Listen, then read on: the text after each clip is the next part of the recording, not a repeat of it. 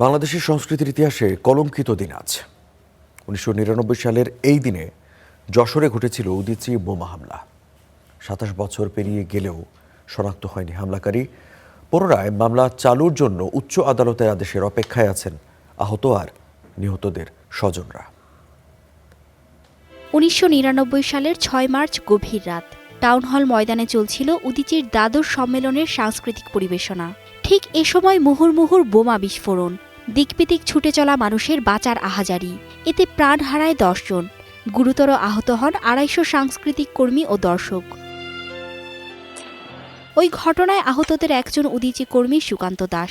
এক পা হারিয়েছেন, ক্ষতিগ্রস্ত হয়েছে হাত ও কান। তিনি বলেন, সরকার আসে সরকার যায়, কিন্তু বর্বরোচিত হামলার বিচার করছে না কেউই। যশোরের বুকে এত বড় একটা নারকীয় হত্যাযজ্ঞ ঘটে গেল, কিন্তু সেটার কোনো বিচার কোনো সরকারই করতে পারলো না। প্রত্যেকের আমলেই একটা চার্জশিট দেওয়া হয়েছে, সেটা আসলে এক পক্ষ আরেক পক্ষকে শুধুমাত্র ফাঁসানোর চেষ্টা হয়েছে। রাজনৈতিক স্বার্থ হাসিলের বাইরে আসলে কোনো আন্তরিকতা আমরা কোনো সরকারের কাছে দেখিনি। প্রিয়জনের হত্যার বিচার দেখে যেতে পারবেন কিনা তা নিয়েও সন্দিহান স্বজনরা। কতদিন লাগবে আর বিচার হবে কিনা সেটাও একটা ব্যাপার। কত সরকার আসলো গেল।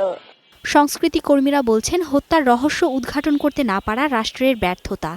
প্রথম ঘটনার বিচার হলে পরের ঘটনাগুলো ঘটতো না বলে আমাদের বিশ্বাস। তাদের এই যে মানবতার জীবনযাপন, তাদের যে অসহায়ত্ব, সেটা আমাদেরকেও অসহায় করে তোলে। বিচার চাইতে চাইতে আমরা আসলে বিক্ষুব্ধ, ক্লান্ত, পরিশ্রান্ত।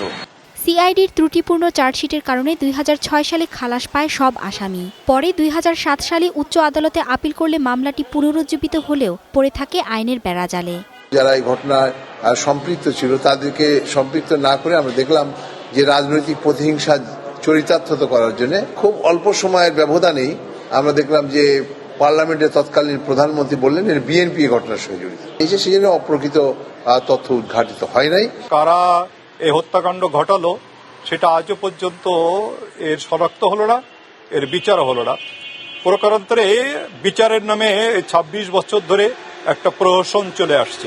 সুষ্ঠু তদন্তের মাধ্যমে প্রকৃত অপরাধীদের দৃষ্টান্তমূলক শাস্তির দাবি সাংস্কৃতিক কর্মীদের।